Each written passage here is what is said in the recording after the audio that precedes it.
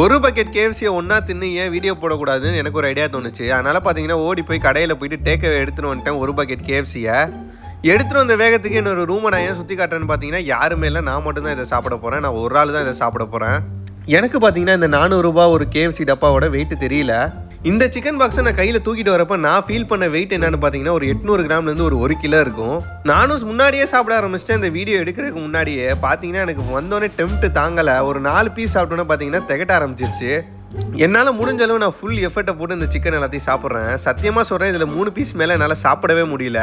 3 piece மேலே நான் சாப்பிட்றப்ப பார்த்தீங்கன்னா என் மனசுக்குள்ளே என் மண்டைக்குள்ளே ஒன்று தான் ஓடிட்டு இருந்துச்சு. என்னன்னு பார்த்தீங்கன்னா என் கூட பார்த்தீங்கன்னா யாருமே இல்லை. நான் பாட்டு பார்த்தீங்கன்னா ஒரு ஆர்வத்தில் ஒரு கிலோ சிக்கனை வாங்கிட்டு வந்து சாப்பிட்டுட்டு இருக்கேன், அதுவும் கேஎஃப்சி சிக்கனு. எனக்கு ஏதாச்சும் ஒன்று ஆச்சுன்னா கூட இங்கே வந்து பார்க்குறதுக்கு ஆள் இல்லை. அது மாதிரி ஒரு நிலைமையில் இருக்கேன் நான். இந்த சிக்கனை சும்மா சாப்பிட முடியாதுன்னு எனக்கு தெரியும். அதனால் பார்த்தீங்கன்னா வரப்பே ஒரு மவுண்டன் டியூ வாங்கிட்டு வந்துட்டேன். ஒரு கடி ஒரு குடி அது மாதிரி பார்த்தீங்கன்னா நானும் கடிச்சு குடிச்சு எப்படியோ சாப்பிட்டுட்டே எப்படியோ முடிக்க போயிட்டேன். கடைசியில் 3 பீஸ் தான் மிச்சம் இருந்துச்சு. தயவு செய்து உங்கள் வீட்டில் சின்ன பிள்ளை இருந்துச்சுன்னா அந்த சிக்கனை ரெஃபர் பண்ணாதீங்க யாருக்குமே. ஏன்னா அவ்வளோ ஒரு கேவலமான சிக்கன் தான் இந்த சிக்கனு. சாப்பிட்டா ஏதாச்சும் ஒன்று ஆயிரும் கண்டிப்பாக. அவ்வளோதான் கைஸ், இதான் கன்றாவியான சிக்கனை சாப்பிட்டு முடிச்சிட்டேன். கேஎஃப்சியில் அது என்னதான் இருக்கோ தெரில, எனக்கு கேவலமாக இருக்குது. கேஎஃப்சி வந்து ஒரு கேவலமானது ஒன்று, நல்லாவே இல்லை.